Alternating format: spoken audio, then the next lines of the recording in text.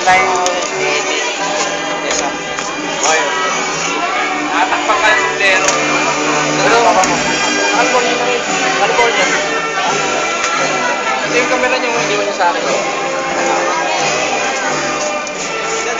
Honored guests, Friday is definitely not an ordinary day, but a special day wherein we close the elementary chapter of our struggle and open a new stage of our academic life, which is high school level.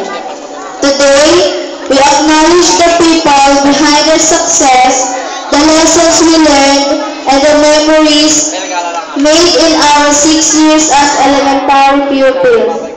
We show to our parents, teachers, and most importantly to ourselves that we are no longer children.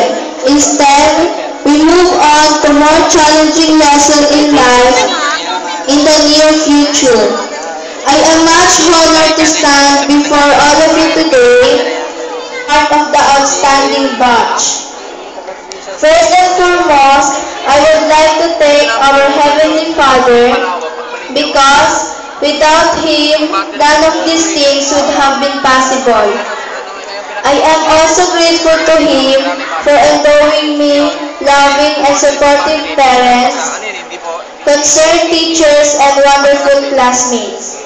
To our teachers, thank you for sharing your time, effort, wisdom, and for the undying patience in molding our young minds to learn, to be competitive, and to be a good person.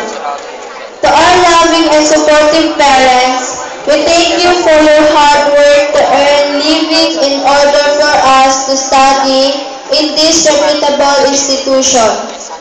All my achievements are not only mine, but also theirs, because without their hard work and encouragement, I would stand here and speaking to all of you. Thank you, Mama and Papa, for giving me the opportunities and for letting me study in this school, and for all your guidance and supervision that today I'm tracking the right path of life. To all parents, we are proud of you and we honor you with respect and dignity. To all my classmates, thank you for the laughter and moments we share together. And finally, to St. Anthony de Padua School for molding me to be what I am today.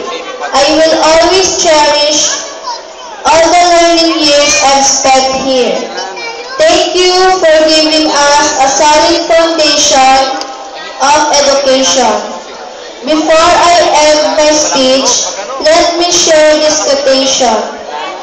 In every sacrifice, there is always a prize, and the fruit of endeavor is now why we gather today, our graduation day.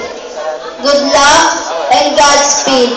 Congratulations, fellow graduates. Thank you and a pleasant day.